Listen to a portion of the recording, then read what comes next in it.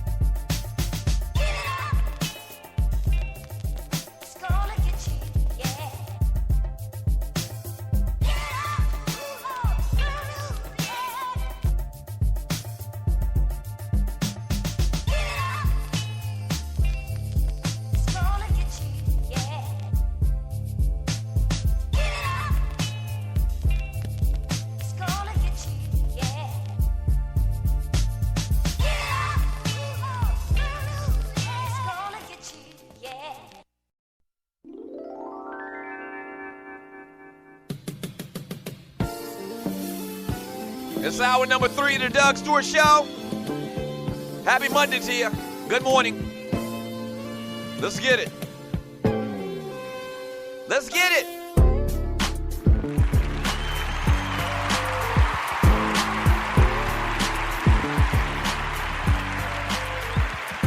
Man Talk Monday.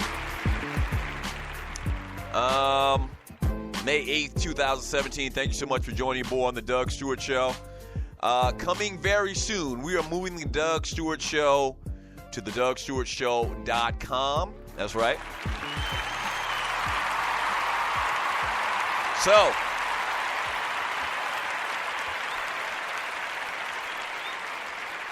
if you listen to the show on your phone, and maybe you even listen on another platform, we're on a bunch of different platforms, man. If you listen on iHeartRadio, SoundCloud, iTunes, Stitcher, or anything like that on your phone, make sure you download the Doug Stewart Show app from your app store and be ready for that. Sign up as a premium member by going to the website, and there's a link that says become a premium member. And so for $4 a month, man, you hear full episodes of the Doug Stewart Show, of Chop It Up. We've got a bunch of great episodes of Chop It Up, man, available right now. So if you're sitting around at work and you haven't heard the interview that I did with a bunch of people that I call friends, family, Stewies, or whatnot, man. Uncle Donnie, my cousin John, Vern from Jersey, some real interesting interviews, man. You can check those out by being a premium member. In the next couple of days, man, we plan to make the big move. Very excited about it. Please become a premium member so you can continue to get sports talk with hot sauce.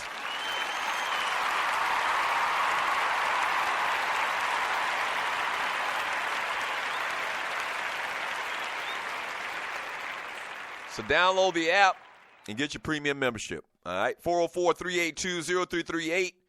You can also email me at Doug@theDougStewartShow.com. Man Talk Monday, Ballas and Bustas. Former Chicago Bears quarterback Jay Cutler has accepted a role as a color commentator for Fox Sports. effectively ending his 11-year NFL career. Good.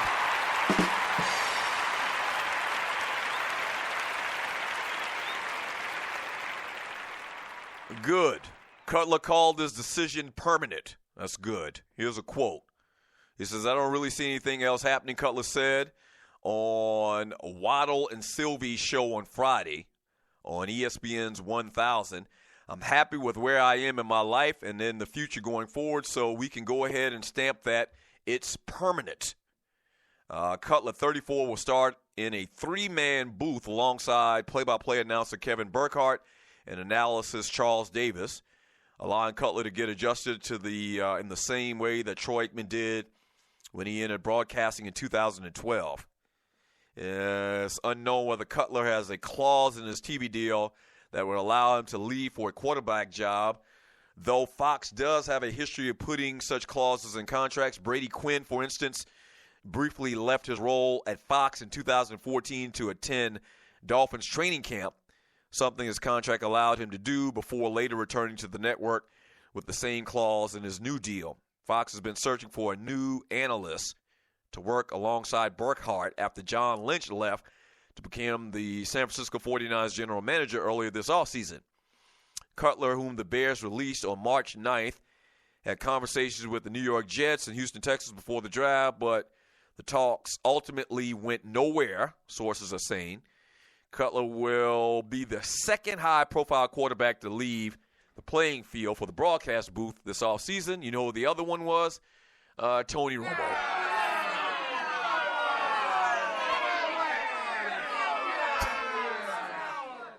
Former Cowboy star Tony Romo joined CBS last month. You know about that. I don't know, man. I guess they want somebody that's played in the league for many years. And whether they won a lot of football games or they're regarded as a great quarterback, I guess that's secondary. I guess they don't care. And I guess if you are an all-time elite quarterback, like a Joe Montana or somebody like that, you probably have a lot of speaking engagements. You probably make your own money where you don't have to be worried about a schedule and, you know, doing all of this stuff associated with being a broadcaster. I don't know. I don't get it because it seems like there's this consistent theme of getting average, washed-up quarterbacks to be play-by-play or actually color analysts in the game. Yeah, you look at Trent Dilfer, and there's been a lot of different guys, man. It always seemed like, you know, this is the perfect job for Tony Romo and Jay Cutler. Average at best throughout their career, giving commentary about football. It doesn't seem like it's a smart thing to do. Massachusetts court officials on Friday released an excerpt from the letter that Aaron Hernandez wrote to his fiancée, Shayana Jenkins Hernandez, before he killed himself last month. He says, quote, this is from Aaron Hernandez. Shay, you have always been my soulmate, and I want you to live life and know I'm always with you, he wrote. I told you what was coming indirectly. I love you so much and know you are an angel, literally. We split into two to come change the world. I love you. Let someone's name that they took out of the story know how much I love her. Look after another person's name they took out, and so for me. Those are my boys. And then he put in parentheses, you're rich. The former New England Patriot tight end was found hanging from a bedsheet in a cell on April 19th in a maximum security prison in Massachusetts, where he was serving life for a 2013 murder. His suicide came just 5 days after he was acquitted in a 2012 double slaying. Newly released documents related to the investigation into his suicide also showed that Hernandez was a member of the Bloods street gang.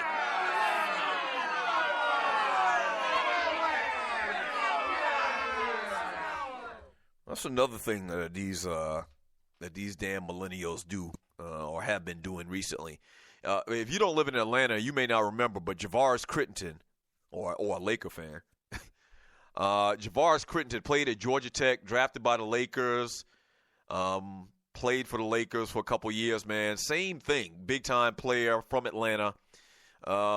He's in jail right now on like a life murder because he shot somebody in southwest Atlanta, innocent bystanders by mistake from what I understand, killed her, and he was in a gang. Like, how does that happen? How are you rich and famous and you're in a gang?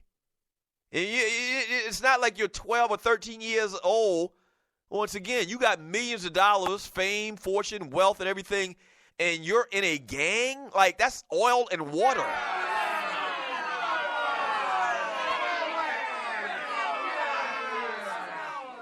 How can you be in a gang and you're in your 30s or your late 20s? I thought gangs were exclusively for, like, middle school kids. Anyway, they're saying that this dude was in the Bloods. A death report released Friday lists the Bloods under Hernandez's gang profile and indicates Hernandez was once disciplined for having STG paraphernalia.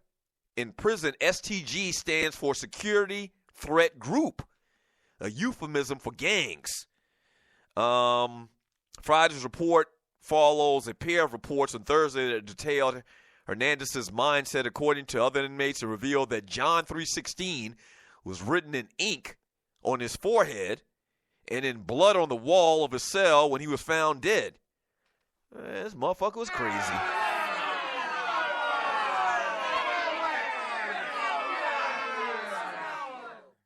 In one of the reports, a source claiming to be Hernandez's close friend in prison said after he was acquitted of the double murder, he had been talking about the NFL and going back to play even if it wasn't with the Pats.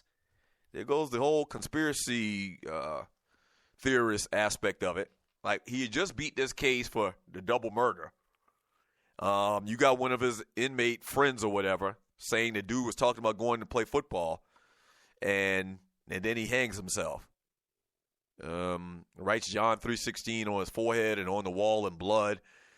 Very strange. Leaves a suicide letter. I'm sure a lot of you have seen, and you're listening to the Doug Stewart Show, or read some stories that I can't really validate whether they're true or not, or, you know, that Aaron Hernandez, the reason why he killed himself is because he was gay, and the story goes that Olden Lloyd knew that he was gay, and he was about to, like, tell people, and that's why he got killed. Like, I've seen the story several places online, but outside of, and I think BET actually reported this. You do with that what you want. Outside of BET, I really haven't seen it, like, on a reputable news source, like from CNN or you know, the big boy news entities or whatever. For whatever reason he did this, man, or didn't do this, the conspiracy people will tell you, man, just very strange and very odd. And the whole thing about him being in a gang and just signing a deal for $40 million, wasn't he going to get like $25 million guaranteed or something like that, man? Just a very, very strange story. All right, following up a very strange story. You're listening to the Doug Stewart Show. We'll jump back into the chat here in a second. But following a very strange story with Aaron Hernandez, good story. This is graduation season, man. Former Buckeyes quarterback Cardale Jones graduated from Ohio State this past Sunday.